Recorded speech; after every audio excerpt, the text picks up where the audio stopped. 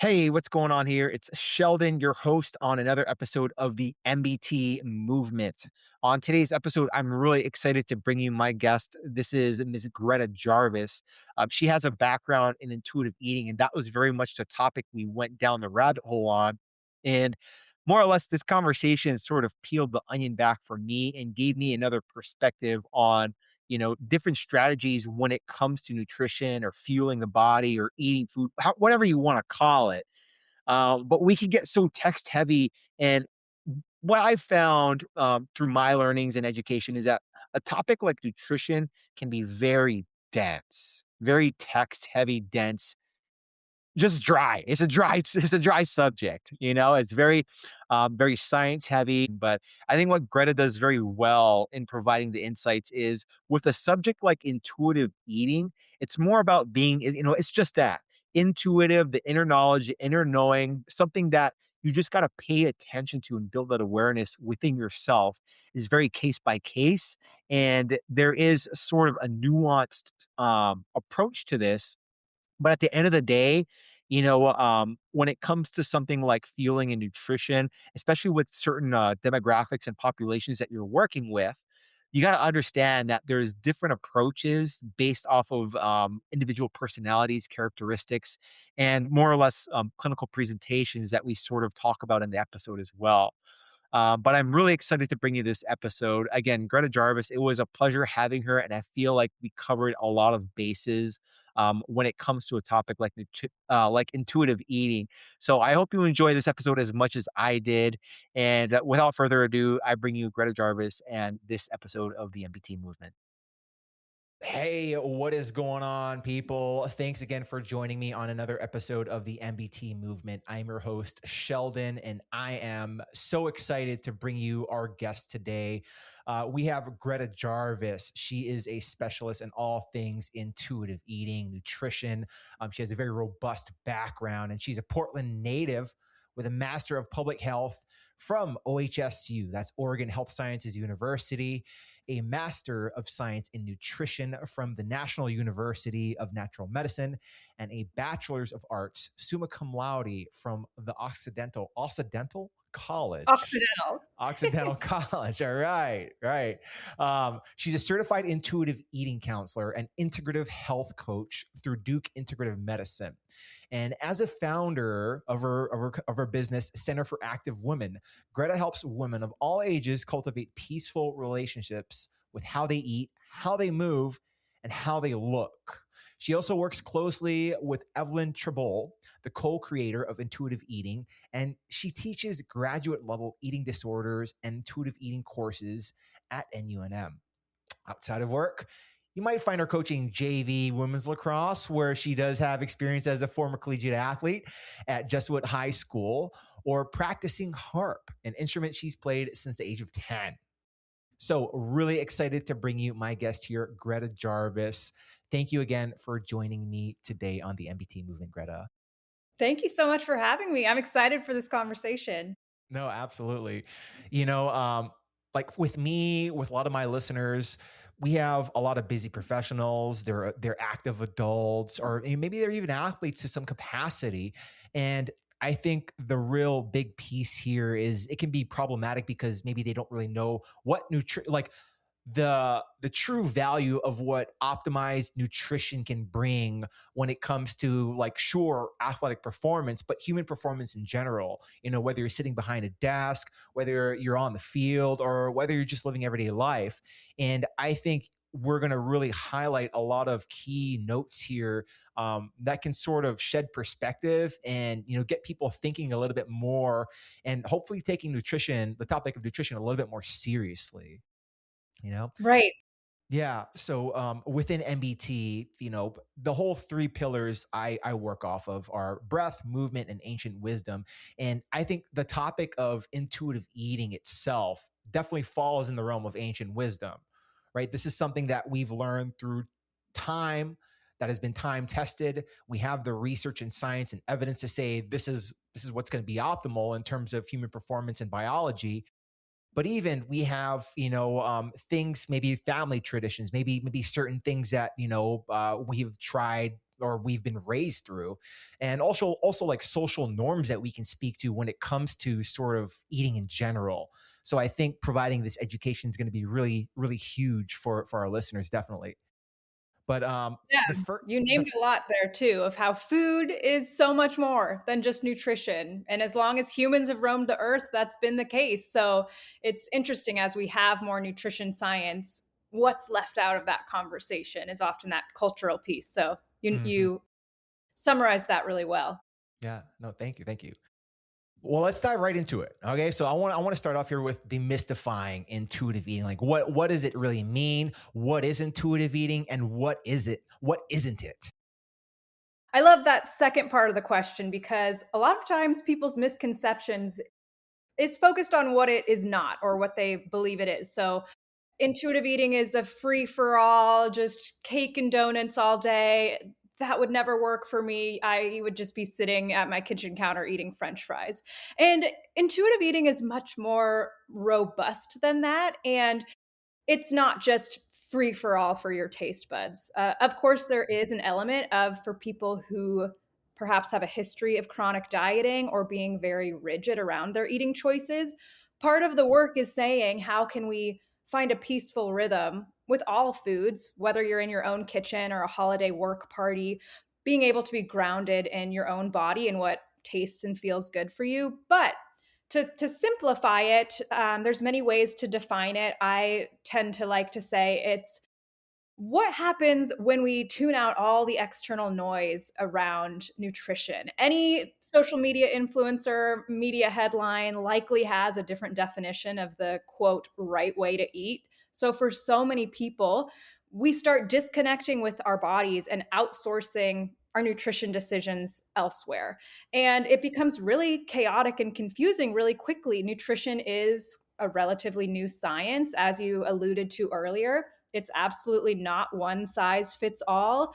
There's no one way of eating that will meet everyone's cultural backgrounds, activity level, taste buds, and so forth. So, where people get into that sticky, stressful territory is trying to follow all these rules, but they tend to be different at every turn. So, intuitive eating is a framework that helps us tune inward and think about what actually does taste and feel good in my body? How can I honor my culture, my traditions, and have that be part of the way that I eat? And just really finding that place of peace and confidence that your body knows best and that there's no expert or set of rules that can override your body's wisdom. But for so many of us, that connection has been severed. So intuitive eating facilitates that process of reconnection. That's super powerful. Something I sort of kind of took away from that was like we have this innate intelligence, sort of like this inner knowing and inner wisdom that we already know is best for our body. But, it can come, especially like growing up, you don't really have that good self-awareness, or maybe you do, but if you don't, a big piece of it sounds almost behavioral, psychological, and is sort of ingrained in cultural norms that maybe aren't going to be best, right? Yes, and that childhood growing up piece, I think, is a powerful one to spend some time on, is Mm. thinking about what were the food norms in your home. So Mhm. this wasn't super strong in my household, but definitely an element of the clean plate club. And Yeah. so thinking of things like that can disconnect you with your body's fullness cues, for example, because the Uh, focus is you need to clean your plate, not how can you pay attention to the signs your body is sending.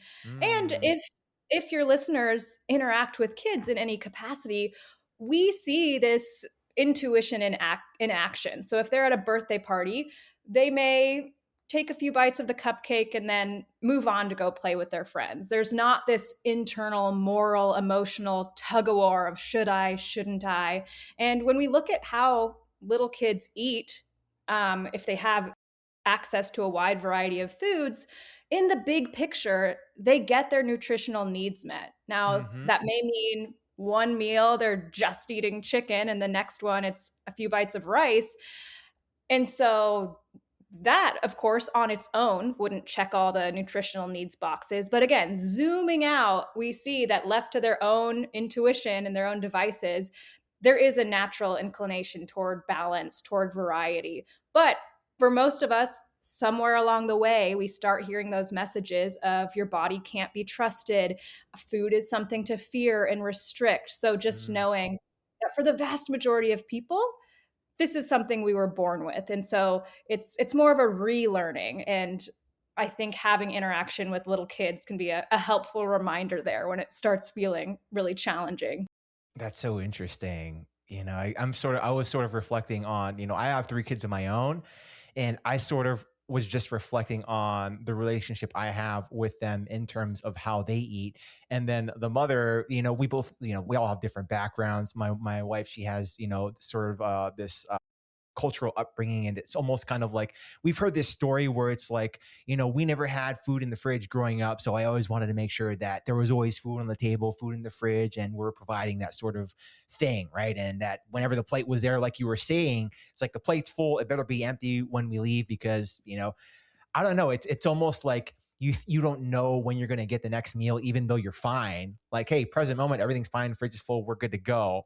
But it's definitely like a sort of this psychologically ingrained sort of, I want to call it almost trauma that needs to be sort of broken through in that sort of way. It's very interesting to think about that. Yes, and Um, you bring up a very good point. We're actually starting to see more research linking food insecurity to mm, eating disorders, to disordered eating or binge eating because of that. Your body is so profoundly wise and it's wired to protect you at all costs. So, food insecurity, your body doesn't know the difference between that and a life-threatening famine. Food insecurity mhm, is famine in a lot of ways. So the mm, body remembers that. So if someone is thinking about their relationship with food, that's actually an important question and consideration I do bring up is if you have a history or present of food insecurity, that does add an additional layer. And like you said, even if the fridge is full now, well, the body remembers. And so it takes intentional work to get to a place where your body knows on a cellular level we are safe, we are nourished, and how can we create these new habits from that different place while honoring what shaped us in the past. yeah, that's super powerful. That's almost speaking to like ancestral trauma. It's like, hey, all my life I was okay, but for some reason I don't feel right about this certain thing. And I've never experienced it per se, but there's something ingrained within the DNA that can remember, like you said, remembers that. And it just surfaces up for some reason. When you do ask these sorts of questions with people, do you find more oftentimes than not they try to scapegoat around the question, or are they in touch with it more oftentimes than not, or what has been sort of the I guess the spectrum of answers you've received with this? This is a fascinating question because there are, of course, there's crossover among Mm, people's stories, but also one thing I love about this work is everyone's journey and path is so unique. So, just first being very clear of my scope of practice, I'm not a mm, therapist, so I wouldn't be the one doing that focused trauma work. And it is important information to organize our expectations almost of if this is something in your past, A, are you receiving the appropriate support? And B, can we adjust our expectations that it doesn't mean you can't get to that peaceful place, but it is an additional consideration that needs to be given attention and care. So I would say for most people, there hasn't been a focused conversation of what is your relationship with food? How does that connect to your past, to your mm. childhood?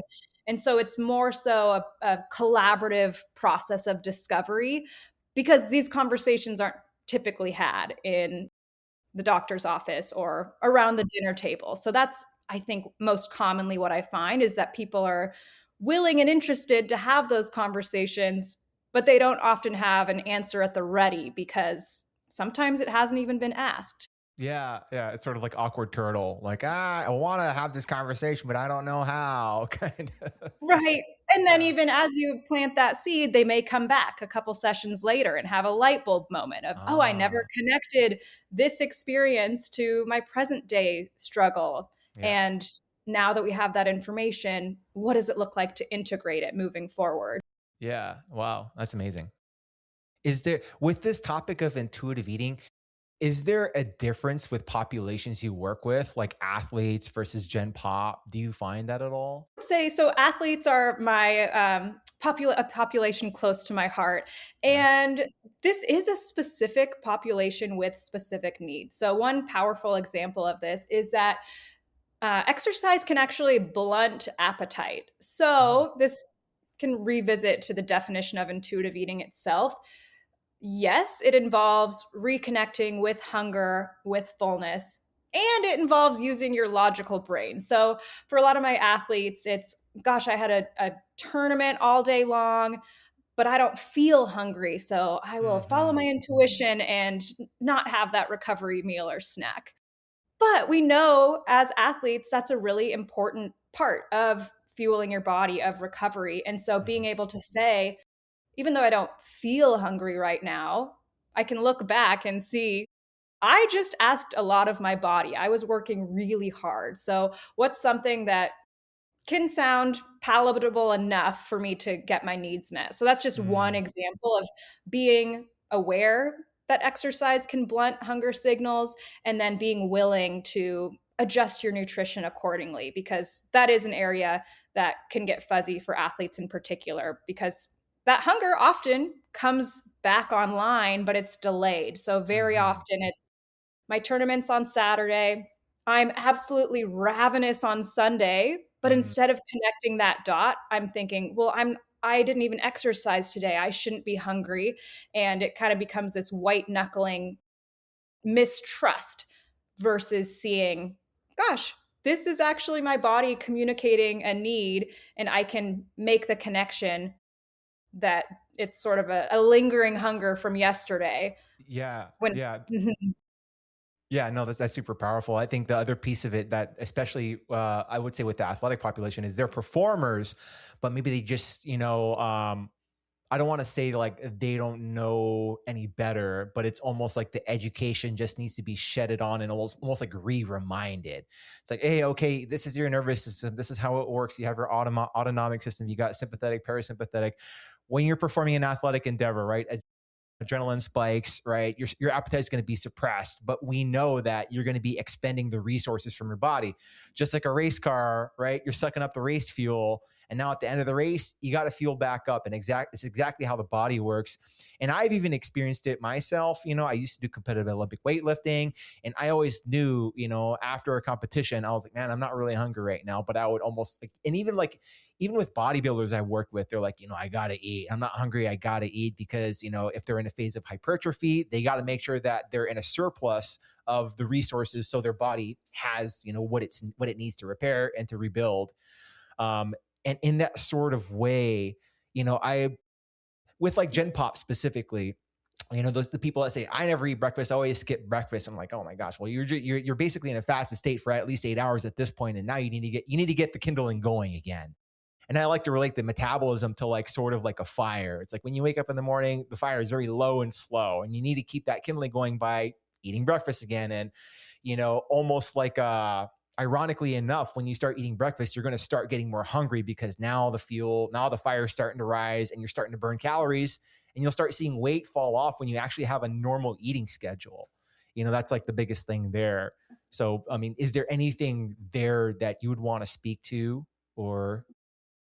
Gosh, I mean, one thing I love about this work is it's so expansive. We could go in a million different directions. A few things that come to mind is when we talk about culture, there is this message that less is better and I need to be restrictive with my eating. But as you said, if someone is skipping breakfast, everyone's different, so I never wanna say there's a right or wrong way, and we do know for intermittent fasting, for example, there is a high correlation to eating disorders, to disordered eating, to that restrict binge cycle, because the body, again, is interpreting that experience as a famine, and so being Mm, able to understand that of if we're getting enough sleep, you have that overnight fast, so we have that intermittent fasting kind of built into our biological rhythms. mm, And for most people, when they start incorporating breakfast, they'll be able to see, oh gosh, my focus is more on point throughout the day, and Mm, I'm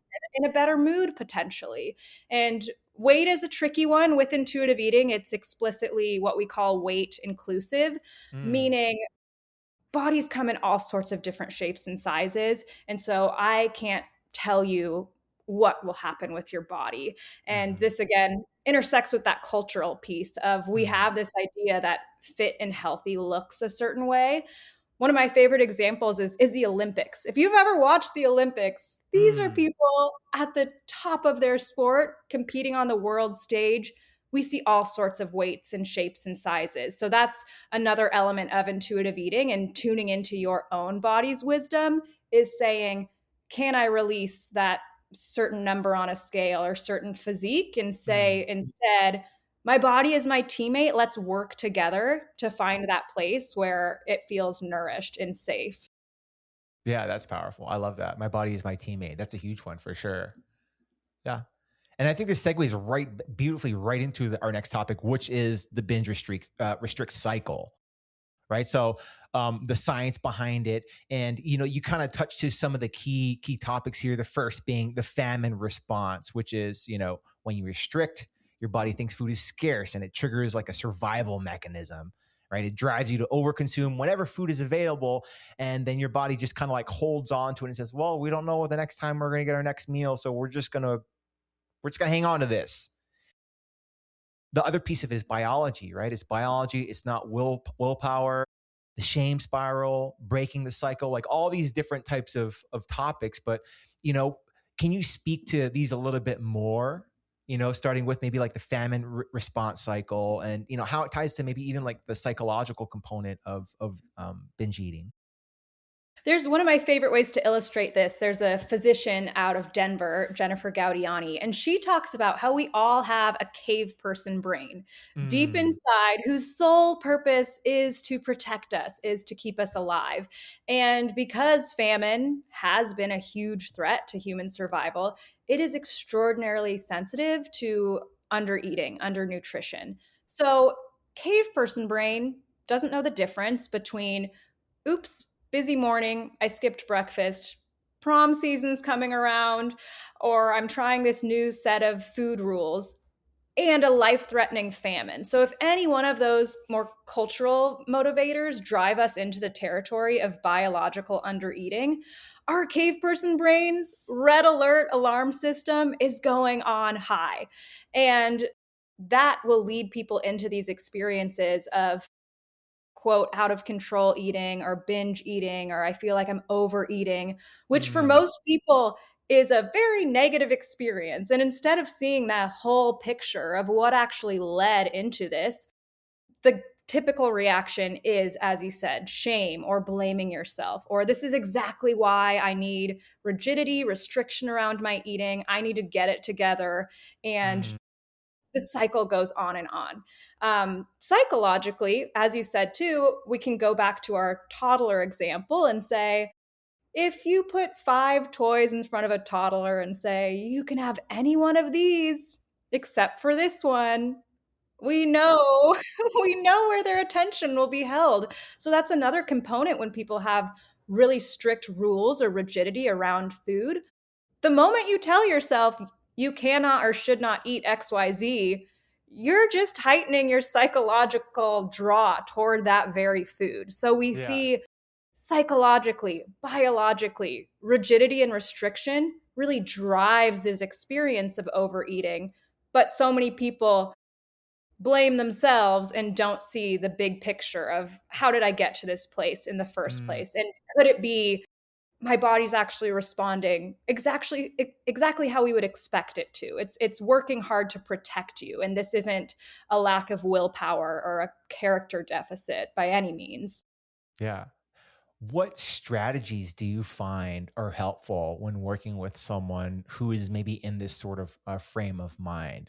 Just being very hard on themselves. It almost sounds like it's the ego piece as well, where you just got to sort of like give that almost like surrender it. Say, hey, like I know what's best for my body. I'm gonna follow that inner knowing and just pursue that. Like, what has been your experience in helping people overcome that? Well, the first piece that has to be in place is nutritional adequacy. So as long as someone is under eating, even subtly, cave person brain is going to be on high alert. So Mm, this is one, maybe we can link it back to our athletes. There's a framework I like to share called relative energy deficiency in sport.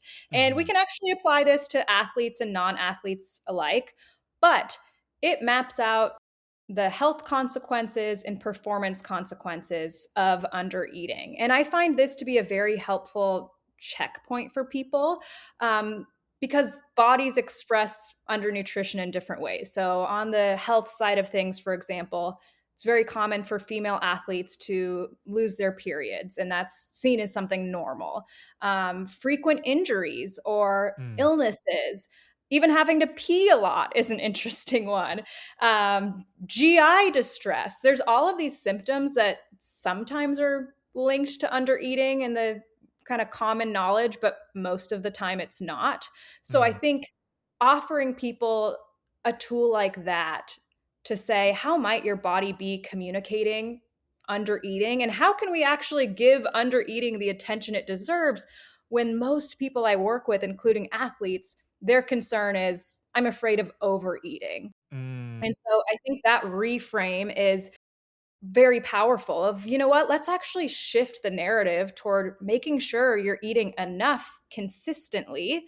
And relative energy deficiency in sport, or REDS, I find just offers a helpful kind of personal check-in to give you a concrete list of how the body might express under eating. Because for anyone, athlete or not, food fuels every cell. Your heart beats around the clock, your lungs are expanding, and food is a crucial crucial component of all of those things. So um, that's a long-winded way of answering your question. I think we really need to be focusing on adequacy, enoughness, rather than trying to white knuckle it and say, I just need to find the right set of rules.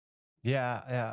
For individuals that are more like in terms of strategic approaches, for me, what I've always found helpful was tracking macros.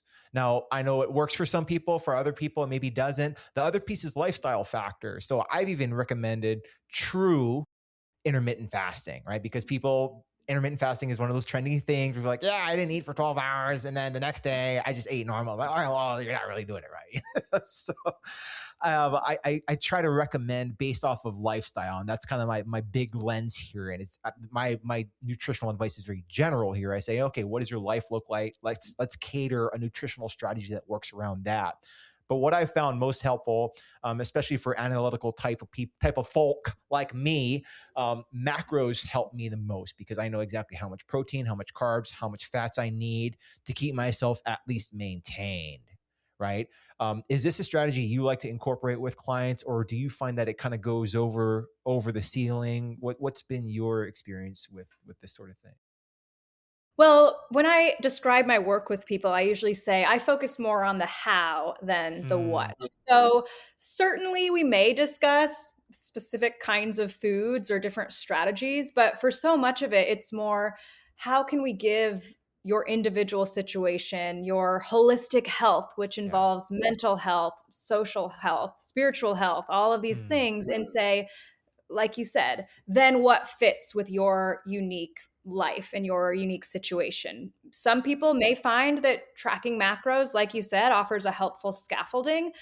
For other people, it may be that slippery slope into disordered eating, and they find that instead of being present at their team dinner, for example, there's all this mental math around what I'm eating. oh And yeah. so being able to say your mental health matters too, when we speak about healthy eating, it's not as black and white as often the media makes it seem. So, how can Hmm. you again tune into your specific personality, your specific schedule, and really answer that question for yourself is what nutritional strategy truly nourishes you. And Mm. feeding yourself is no small task. I mean, that's a part of adulthood of goodness, I have to feed myself multiple times a day. There's really no shortcut for that. And Yeah. so whatever you can do to feel most supported, I am team, let's do that. It's very much not one size fits all.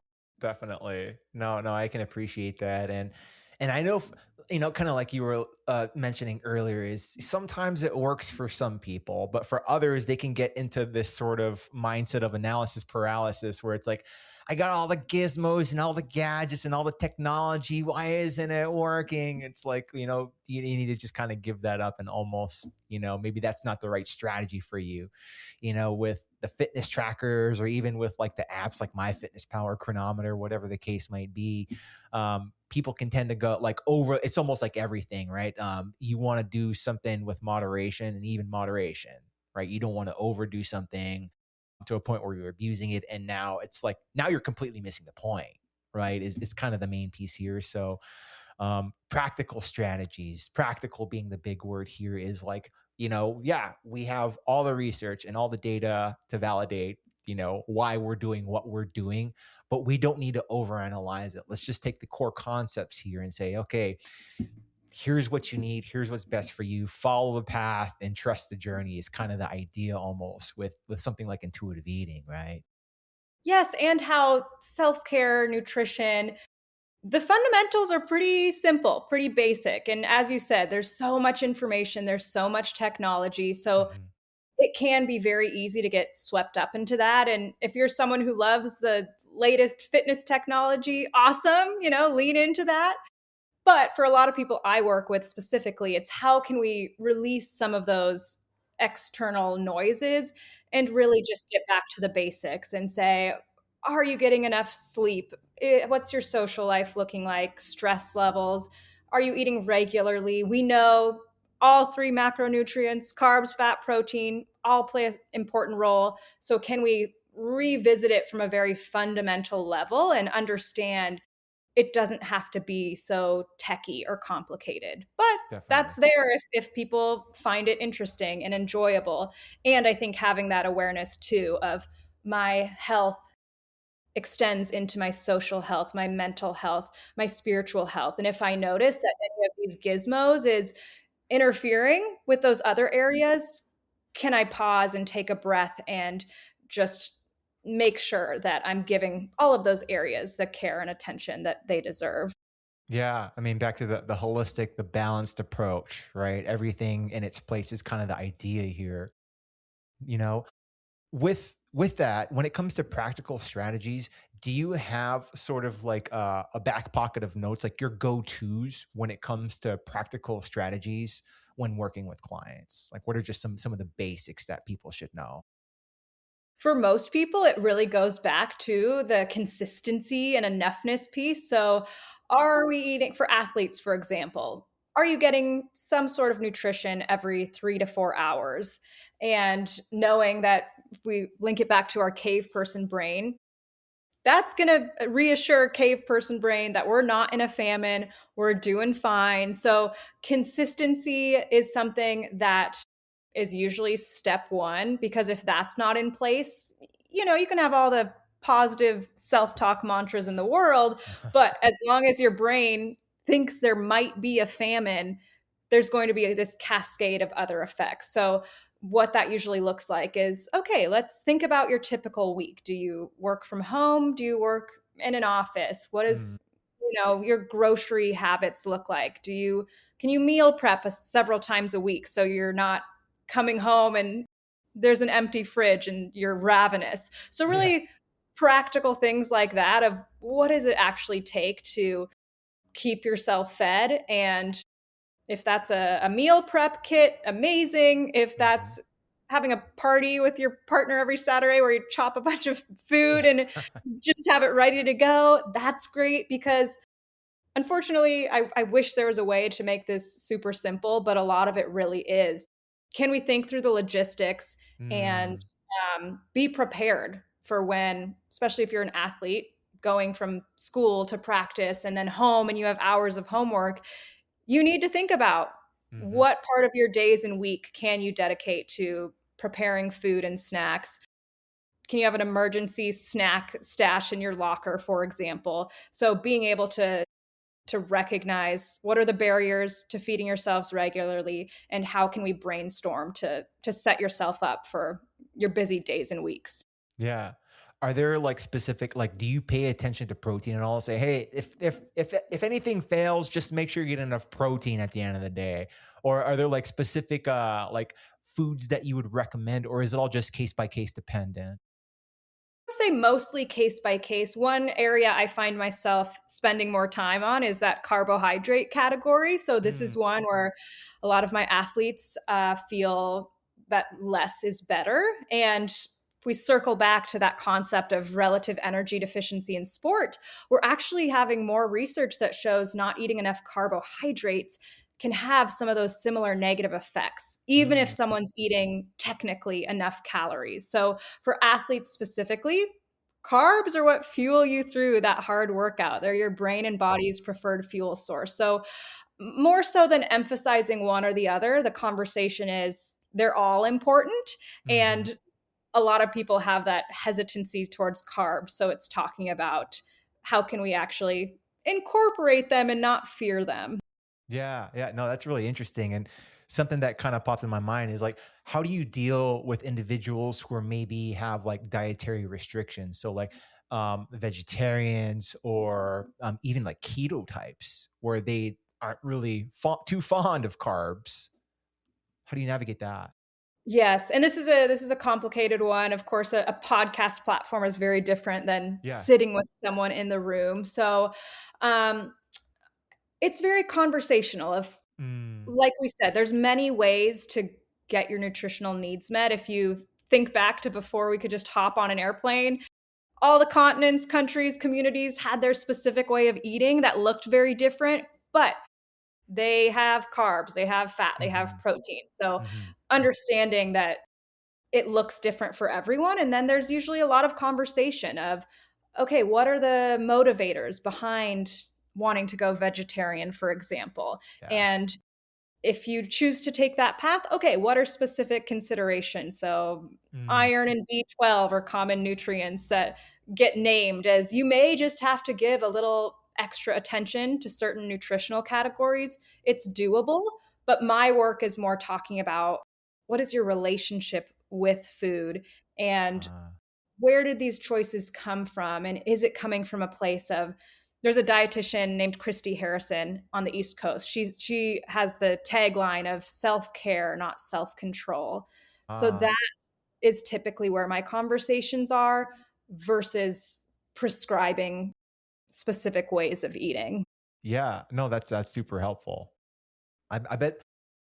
I bet that's really like powerful conversations you have because it's almost like if you are prescribing, you're bound to that. And that's sort of the expectation that people have is like, okay, they're gonna tell me how to eat. Whereas like for you, you can really and you know, like you said earlier, scope of practice for sure is gonna be what you stay within, but you can kind of push that conversation to get people thinking a little differently and just shedding perspective and insight through like, hey, this is what the research is saying, but and in actuality, um, have you ever given this thought? Right, is more or less how Mhm. the conversation sort of goes, right? Right. Yeah, and being able to really peel back the layers of I've yet to meet someone who was raised in this culture who has had a completely uncomplicated, peaceful, easy relationship with food and body.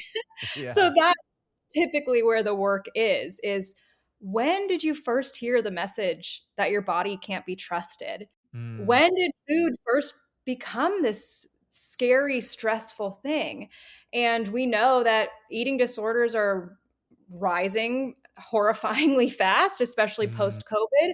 And those are dangerous, potentially deadly conditions. And so we mhm, need to give more airtime to that and saying, unless there's a severe medical allergy, there's no single food that will hurt you as much as an eating disorder will. yeah. So, really being clear on can you give equal attention to your relationship with food as you do the types of food you are eating? And of course, we know there's a difference between an apple and a jelly bean, for example, nutritionally. Intuitive eating Mhm, doesn't ignore that, but it says, how can they both be emotionally, morally neutral, and so mm, that you can approach them both from a grounded place. And maybe some days you enjoy those jelly beans and they taste good, and maybe others you think, I'm okay. feel Yeah. like eating this today. And understanding that big picture flexibility, balance, variety are key components to quote healthy eating, if we could call it that. Yeah. That's interesting. And I think that, I've seen this time and time again is, pardon me, is specific foods that elicit a craving doesn't necessarily mean that you want the food. More or less, it could equivocate a nutritional deficiency. So, like for instance, it's like, oh, I'm really craving carrots. So it's like, oh, you need, what you really need is like carotene or something like that, or jelly beans. Maybe what you really need is like glucose in like in an alternative form. Is this something that you follow at all? Yes, and I think the thing that popped into mind as you were talking is um, when we are not eating enough, which is more common than I think a lot of people recognize, Mm, it makes sense for your body to crave those more calorically dense foods. So something I hear over and over again is, gosh, I get home after dinner and just inhale a pint of ice cream or whatever it might be. right. And if we zoom back and say, okay, well, what did your day look like in terms of eating? And often it's, oh, well, I had a meeting during lunch, so I didn't get a chance to eat lunch or whatever the story may be. And it's, well, actually, that late night craving was your body, again, showing how it's your teammate because a body that's not getting enough food, well, that cup of ice cream is much more effective and helpful than a cup of lettuce, Mm, for example. yeah. So I think that's more where the conversations are of people feel very distressed oftentimes around craving certain Mm, foods.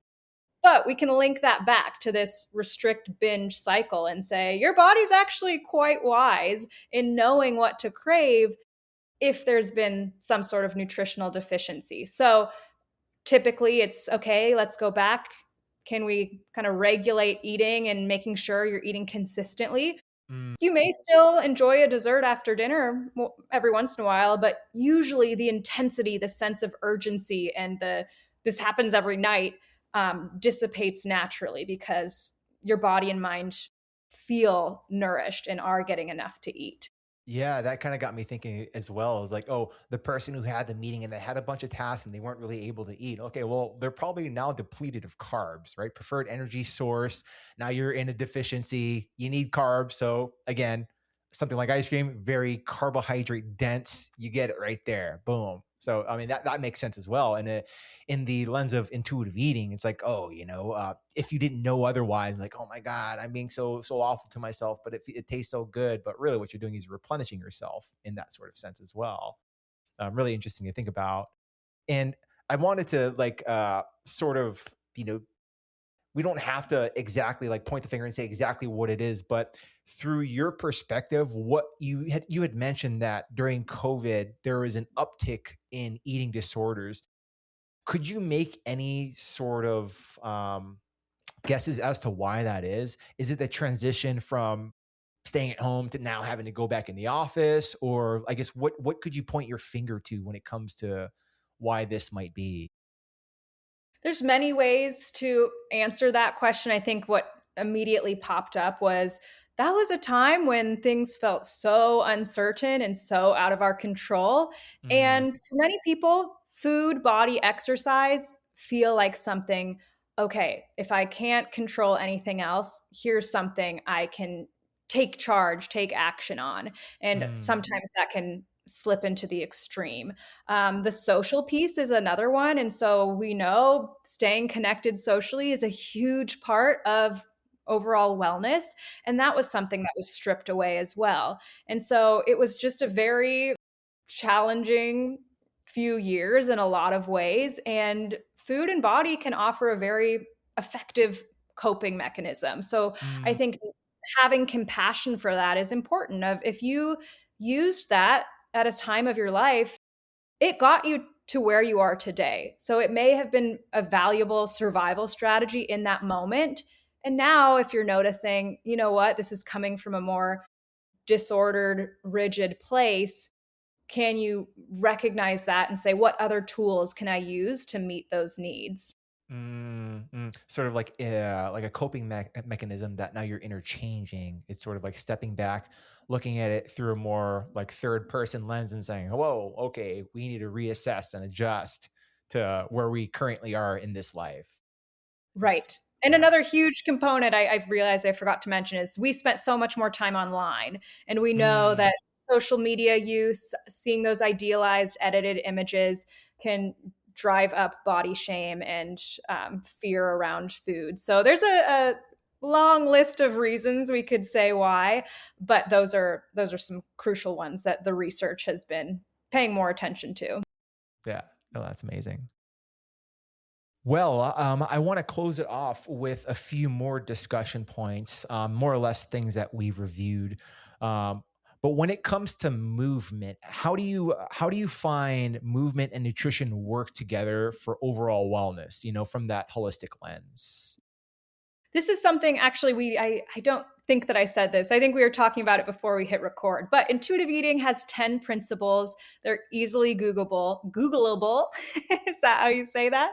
And principle 9 is actually around movement. And Mm, similar to shedding the guilt and shame and rigidity around food, intuitive eating approaches movement in that same way. So instead of seeing it as punishing or compensatory, what actually feels good in your body? What do you enjoy? And how can we yeah. approach movement through that place versus one that feels very stressful and rigid? Because we know movement is so nourishing for Hmm. mind body health. But if it's coming from that more just punishing place, you're Yeah. kind of undoing some of those powerful benefits. So, again, we can use our logical brain and say, okay, strength training, that's important. What are the ways I can meet that need that are Hmm. actually enjoyable to me? Maybe it's having a gym buddy or taking a certain class. So, really tuning inward and say, how can I think about my own schedule, my own preferences, rather than looking to my favorite influencer and feeling like I need to copy what they're doing exactly. Definitely. Yeah, stepping out of that lens, stepping out of the ego and just saying, "Hey, what's going to be best for me?" At the end of the day, we're all meant to move, right? As a human species, and movement can come in many ways, shapes, or forms, whether it's sports, whether it's athletics, whether it's traditional gym workouts, whether it's yoga, whether it's getting in the water, whether it's doing yard work. Housework is even movement and activity that, it's easy to overlook. I used to work in the safety and ergonomics setting. And my role was an injury prevention specialist. And I worked at two sites, and one of the sites, it was a paper mill, very labor demanding work. And one of the guys I was working with, he was a millwright. So he worked in the maintenance department. So he's getting in nooks, crannies, crevices, anything you can think of, and really having to like overextend his body and put his body through the grinder. And they're working 12-hour shifts. If they're picking up overtime, it's 16 hours. So this guy comes in and he's talking to me about some low back pain that he's been dealing with because he had to pick up a 200-pound valve by himself. And he's like, "Oh yeah, okay. Well, what do you do outside of work?" He's like, "I do CrossFit like 6 days a week." I'm like, "Dude, you're smoked, man. What are you doing?" He's like, "No, man, I'm great. I work out." I'm like, "Oh, do you know that like you doing all the work that you do here at the mill, like it's destructive to your body. You are crushing yourself." It's like, nah, this doesn't count as a workout. Psychologically, that's where he was. I had to flip his perspective and say, my friend, this is exactly why your body just told you to tap out for a little while here, right? That little back pull right here ended up not being anything major. We resolved it really quickly, but it was just his nervous system saying that, dude, we are on the red line for way too long, and we need to back off. We need to break, and that's what it was. But going back to your conversation, movement is medicine, but also the dose dictates the poison is what I like to say, right? You can't Yeah, that's a overdo it, great way but you to can't put it. underdo it. Yeah. Yeah, and Yeah. recovery. I mean, for a lot of Yes. people who I imagine are listening, very driven, perhaps have a Yeah. history of high school or college athletics, Hmm. recovery is so important and often is left out of the conversation. So, especially when I work with high schoolers, they Hmm. maybe are playing on their high school team and a club team. So, when Yeah. I have posed this question to so many of them, they actually don't have a single recovery day all week for months Hmm. and months on end and hadn't even thought about that as something that could be contributing to injury or inhibiting them getting stronger, because there's this idea that more is better and harder Mm, is better. And there's an element of truth to that. But like you said, are we also allowing the body to rest, repair, recover? And that's something that can't happen if you're doing 6 days of CrossFit and a manual labor job all day. exactly. Exactly. Yeah, the recovery is super important, and um, even through things like breath work, people are like, "Oh, yeah, I know how to breathe." And then if I'm in the position to work with them one on one in person, I put them on the table and I show them exactly what I mean by breathing. They're like, "Whoa, I didn't even know it like this." I'm like, "Yeah, and how's your low back feeling now?" I'm like, "I don't want to feel it anymore."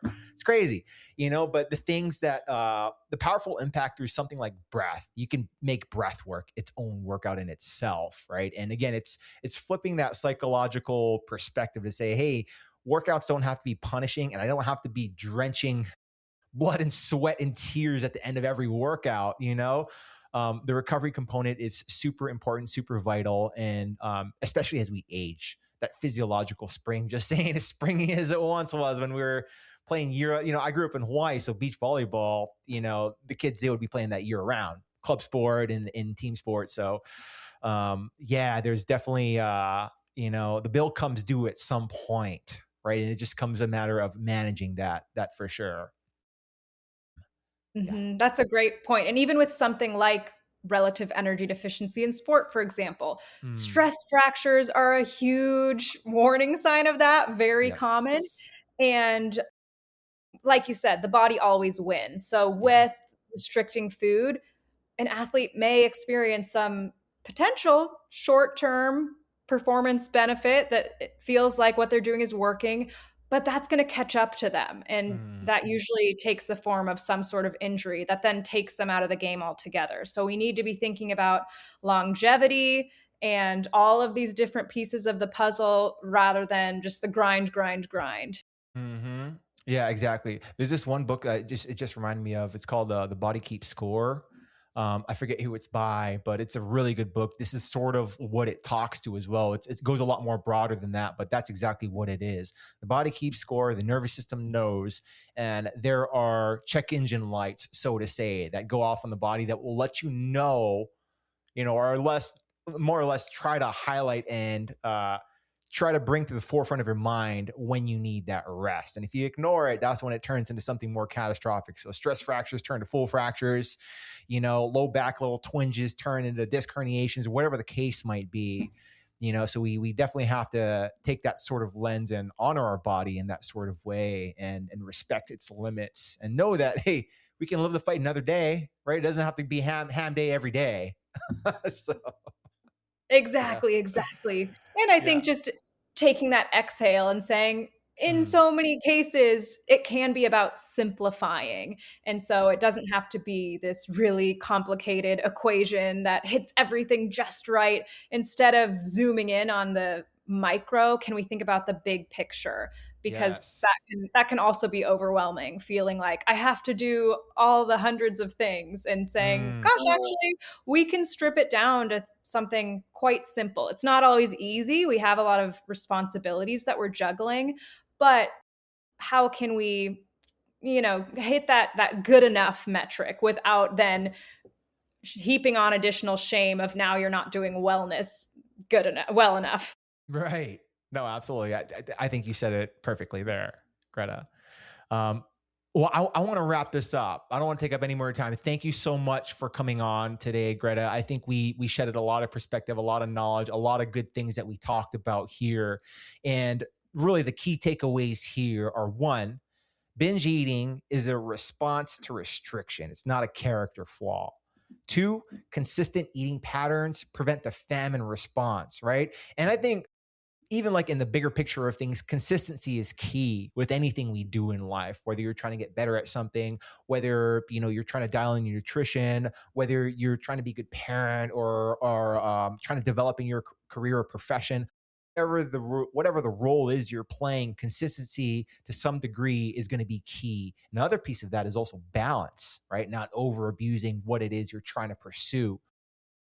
Number three, keeping an emergency snack stash, right? Or more or less having something to help you prevent going into the famine response, right? Whether it's an emergency snack stash, but more or less using that intuitive lens to say, hey, this is what feels good for me, and this is what helps keep me even keeled, right? Using that lens of inner knowing. And then another one here, I like to do is prioritizing protein and fats. But again, this isn't like a knife hand saying you got to do it this way, right? There are many skins to the layer of the onion here, and everybody has their perspective, their life, and their upbringing. And I think more or less all we're trying to do here is shed light and understanding so that we can have a better knowing moving forward, right? Is there anything else you wanted to add to that, Greta? I think that that summed it up really well. I suppose the one thing I would add is thinking about your health, mental health, social health, spiritual health. Taking that more holistic approach can often be helpful if someone is feeling stuck in rigidity around food and exercise, and saying, how can I actually zoom out the lens and see the whole picture? Of course, food and exercise are key components, but that holistic picture is so much more broad than that. Yeah, definitely, definitely. Awesome. Well, Greta, thank you again for coming in. Let the people know where can they find you? What do you do? Let the people Yeah, know. thanks for having me, Sheldon. This is awesome. Absolutely. The best place to find me is on my website, and that is centerforactivewomen.com. We can link to that in the show notes, I'm sure. And Definitely. then follow me on Instagram. I'm trying to post more. It's a growing space, but that's also Center for Active Women. And my website will be a good launch point for finding Instagram, LinkedIn, email, all that good stuff. So I always love hearing from people, and I think if people listen to your podcast, I can say we already have a lot in common. So please reach out. Would love to hear from you. And thank you to everyone for taking the time to listen.